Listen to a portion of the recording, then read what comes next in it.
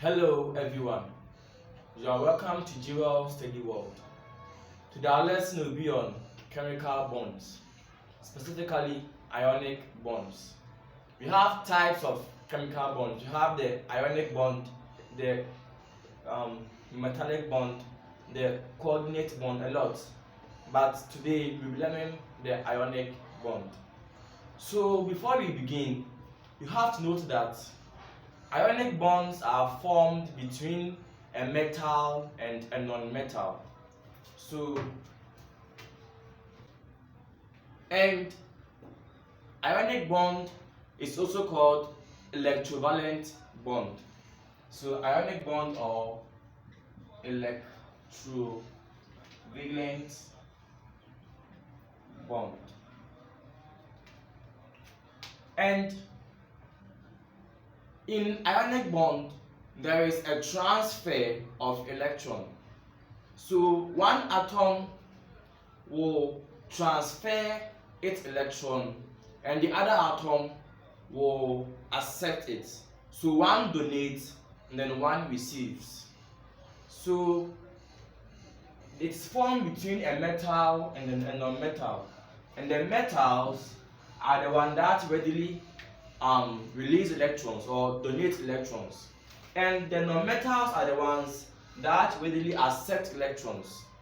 And from our previous videos, we learned that atoms bond or form bonds to gain stability. So the reason why the metal is transferring the electron or donating the electron and the non-metal receiving the electron is that they will become stable for stability. You can go and check my videos on stability. Now you have a metal and a metal, and let's see this example. So let's see this example. We have two atoms here. From our previous videos, we learned how to know whether they are stable or not. So we may not know the atoms, but you can still know whether they are stable or not by just checking the duplet rule or the octet rule. For duplet rule, it goes for only one atom with one shell, then with two electrons. That atom is stable. And for octet rule, it's for an atom with more than one shell, in which the valence shell or the last shell has 8 electrons. So let's check these atoms. For the first atom, we have the nucleus here, which contains the protons and the neutrons. And now we have first shell, second shell, and third shell. So it means that this atom has more than one shell. So it has to follow the octet rule to be stable. And the octet rule says that the last shell should have 8 electrons. So let's write the configuration. You have 2 in the first shell. In the second shell, you have 1, 2, 3, 4, 5, 6, 7, 8 electrons. In the last shell, you have just 1 electron. And now for this one too, we have the nucleus, which contains the protons and the neutrons. And since it has more than one shell, it has to follow the octet rule to be stable. So the last shell should have 8 electrons. So let's write the configuration. You have the first shell having 2 electrons, second shell with 8 electrons, the last shell with 1, 2, 3, 4, 5, 6, 7 electrons. So now, since this have just 1 electron in the last shell, it is not stable. You can't say we have 8 here, so it is stable. No. The last shell for octet rule is so that the last shell should be stable, should be 8 before the atom is stable. Now it's 1. And for this one too, this atom, it is 7. So they are both unstable. And the reason why a bond is formed is for the atoms to be stable. So for this atom to be stable, it's either this atom gains 7 electrons to become 8, or lose this one electron, because when this electron is lost, you have 8 in the last shell. And for this atom to be stable, it's either this atom lose these 7 electrons to be stable, because it will be 2, 8, or gain just 1 electron to become 8 for this atom to be stable. So checking this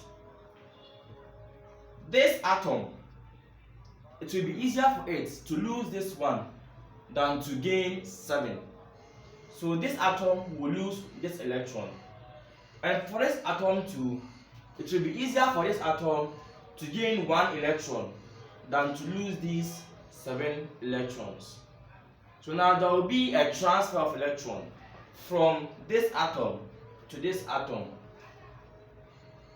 So it means that this atom is a metal, because the metals are the ones that give off, or they are the ones that donate the electrons. And this is a non-metal. So because this one is the one that will receive the electron. So it means that there will be an ionic bond between these atoms. So this atom will transfer this electron to this atom. So when this electron is transferred, now you don't have any electron in the last cell, then you have an electron here. So it means that there is no cell here. Now you have just 2 cells. So now you have a new configuration to be 2, 8. So now you have 2, 8. And for this one too, we have 2, 8, 8. So now we have 2, 8, 8. So now let's check their last shells. We have 8 electrons. So now this atom is stable. And now let's check this one too. We have 8 electrons. So this atom is stable. So now they are all stable.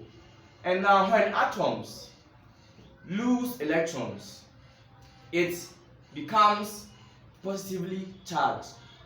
So this atom lost electron, so now it is plus positively charged. And when atoms receive electrons, they become negatively charged. So this receive electron, so it will become negative, anion, and then you have a cation. So now we have positive and negative. So now there will be an attraction between them, between the ions, and that forms the ionic bonds. So the bond is between the ions, not the atoms. The bond is between the ions, not the atoms, because when this loses electron, it becomes an atom. It becomes an ion, from an atom to an ion. And when this gains electrons from an atom to an ion, you have positively charged and negatively charged. So positive and negative, there will be an attraction between them, between the ions. So it means that ionic bond is formed between the ions. So now let's know the atoms. So this is now, so previously it was 281. So which atom has 11 electrons? Because 2 plus 8 is 10 plus 1 is 11. We have sodium. Now we have sodium plus, because it's lost just 1. If it had lost 2 electrons, it will be 2 plus. So atoms lose electrons to become positively charged. And since sodium is a metal, it will be positively charged. So it's lost just one electron. And this 2, we have 2, 8, 7 initially. So 2 plus 8 is 10 plus 7 is 17. So now we know that this atom is chlorine. So chlorine, initially it was chlorine. It gained 1 electron, and atoms gain to become negative.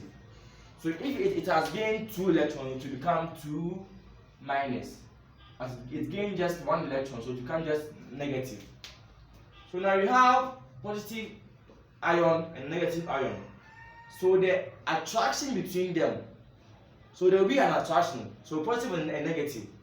So the attraction between the Na plus and the Cl minus will form the ionic bond. So this bond between them is the ionic bond. So the bond is between the ions, not the atoms. So it is not the atoms, but rather the ions, because it should be ionic. So the ions, the positive and the negative. That's why it is formed between an atom, a metal and non-metal. Because the metals will lose electrons, and the non-metals will gain. So now let's check the other example. So now this will be sodium chloride. Sodium chloride. So sodium chloride is an ionic bond. Let's check the next example. So now we have magnesium chloride. Magnesium chloride. So this bond is formed between a magnesium and a chlorine atom. The magnesium is a metal and the chlorine is a non-metal. So it means that they will form an ionic bond. Let's see how the bond is formed. So magnesium is an atom with 12 electrons. So we have 1, 2, we have the nucleus here. So 2 electrons in the first shell, second shell, electrons. And for chlorine, we have the nucleus here, we have the first shell. So now let's write their configurations. We have 2, 8, 1, no 2. And for this one too, we have 2, 8, 7. So this atom has 2A2, 2 electrons in the last shell. So it's not stable. This 2 is not stable. So for this to be stable, it has to lose 2 electrons or gain 6 electrons. And it will be easier to lose 2 electrons. So it has to lose 2 electrons. And for this to be stable, it has to gain just 1 electron or lose a 7. And it will be easier to gain 1 electron. So how would these atoms bond? This wants to lose 2, and this wants to gain only 1. So it means that before you know the bond or form the bond, you have to just know the formula. The formula of the compound. So you have the magnesium chloride to be MgCl2. So it means that you have 1 magnesium atom and then 2 chlorine atoms. So it means that 2 chlorine atoms, one will take 1 and the other will take the other 1. So let's draw the last one. We have, now let's write this one. So we have 2, 8, 7. So now we have 2 chlorine atoms and then 1 magnesium atom. So this will transfer 1 atom to this, one electron to this one, and the other one to this one. Now we have this to be 2, 8 because it has lost 2 electrons. Now this one too will be 2, 8, 8 because now it has one electron added. So here is it. Now this one too, it will be 2, 8, 8 because 1 electron is added. So now let's write, or let's see how they will form the bond. So magnesium, have magnesium here, which lost 2 electrons. So now we have 2 plus, so it loses to become positive. And now we have 2 chlorine atoms. We have chlorine here and then the chlorine here, which has gained 1 electron each. So minus minus, because they gain just 1 electron. Now we have positive, negative, negative. So nege, po, nege. So now there will be an attractive force between them, between the ions. So now we have ionic bonds between them. So we have the bond between magnesium and then 2 chlorine atoms. So this is how ionic bonds are formed. This is Dual Study World. Make sure you like, share and then subscribe to my YouTube channel. Bye bye.